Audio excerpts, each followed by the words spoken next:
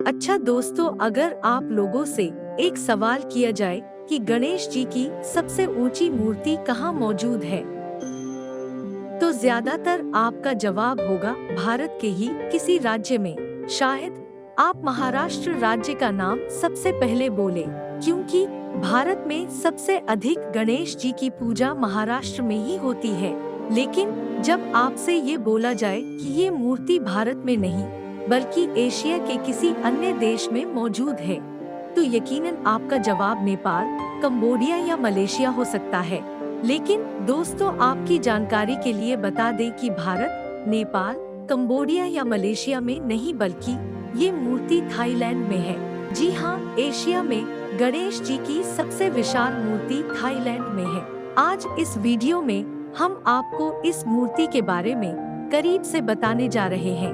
तो आइए जानते हैं इस मूर्ति के बारे में। दोस्तों, नेपाल या कंबोडिया के मुकाबले भला ऐसा कौन सा देश हो सकता है जो गणेश जी पर इतनी श्रद्धा रखता हो कि उनकी दुनिया में सबसे ऊंची मूर्ति बना दे। ये मूर्ति सदियों पुरानी नहीं है, बल्कि 2012 में ही बनकर तैयार हुई है। ये मूर्ति बनी है थाईलैंड के क्लोन क्वेन शहर में। यहाँ एक गणेश इंटरनेशनल पार्क बनाया गया है, जिसमें कांसे की ये 39 मीटर ऊंची मूर्ति लगाई गई है, जहाँ हर साल लाखों भारतीय सैलानी भी घूमने के लिए आते हैं। इस मूर्ति को लेकर कहा जाता है कि इस मूर्ति का निर्माण कुछ इस तरह किया गया है कि किसी भी तूफान और भूकंप के आने पर भी इसको कोई नुकसान नहीं हो सकता है। इस मूर्ति को आप ध्यान से देखेंगे तो उनके सर पर कमल का फूल और उसके बीच में ओम बनाया गया है। इस मूर्ति को कांसे की मदद से 854 अलग अलग हिस्सों से मिलाकर बनाया गया है। इस मूर्ति समेत पूरे पार्क को बनाने में 2008 से लेकर 2012 तक 4 साल का समय लगा। थाईलैंड में जिन 4 फलों को पवित्र कार्यों में रखा जाता है, वो सभी फल गणेश जी के हाथों में रखे गए हैं, जिनमें से एक है कटहल, दूसरा आम, तीसरा गन्ना और चौथा केला। आम को इस इलाके का प्रतीक फल माना जाता है, जो समृद्धि का प्रतीक भी है। उनके पेट पर एक सांप लपेटा हुआ है, सूंड में एक लड्डू है और पैरों में चूहा बैठा है। हाथों पर ब्रेसलेट और पैरों का आभूषण बुद्धिमत्ता की निशानी है। थाईलैंड में गणेश जी की मान्यता ज्ञान और बुद्धिमत्ता के देवता के तौर पर होती है। अब आपको ये जानने की दिलचस्पी होगी कि इसको आखिर बनवाया किसने है।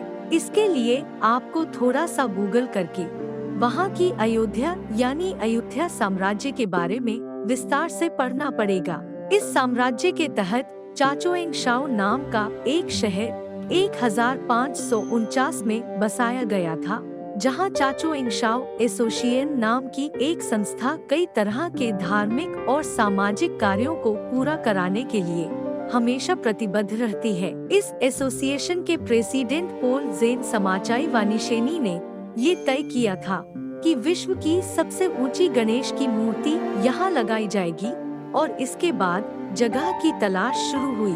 उसके बाद पास के क्लोन क्वेन शहर में 40,000 वर्ग मीटर की ये जगह तलाशी गई। यहाँ की मिट्टी काफी उपजाऊ है और पूरी तरह कृषि प्रधान क्षेत्र होने की वजह से भी यही जगह भगवान की मूर्ति की स्थापना के लिए चुनी गई। पहले यहाँ एक इंटरनेशनल गणेश पार्क बनाया गया, फिर उसमें ये मूर्ति लगाई गई। चाचोएंगशाओ एसोसिएशन ने यहाँ एक सेंट्रल म्यूजियम भी तैयार किया है, जो स्थानीय इतिहास को सुरक्षित रखने के उद्देश्य से बनाया गया था। इस इलाके में सदियों तक हिंदू सभ्यता पुष्पित और पल्लवित हुई। पिछले कुछ सालों में केंद्रीय थाईलैंड में बैंकपैकोंग नदी के आसपास का ये क्षेत्र सबसे बड़े टूरिस्ट स्पॉट के तौर पर उभरा है। दरअसल वो लोग एक इंटरनेशनल भगवान की मूर्ति वहाँ चाहते थे और ऐसे में गणेश जी के नाम पर सहमति बनी। ये मूर्ति वहाँ के प्रख्यात मूर्तिविद पिटक चल्लेमलाओ की उत्कृष्ट कारीगरी का नमूना है। इस मूर्ति को लेकर एसोसिएशन का दावा है कि ये विश्व की सबसे ऊंची गणेश मूर्ति है और अभी तक किसी ने उनके इस दावे को चुनौती नहीं दी है। भारत के बारे में जिक्र करें तो कहा जाता है कि इंदौर में स्थित गणपति की 25 फीट ऊंची ऊंची मूर्ति भारत की सबसे ऊंची मूर्ति है।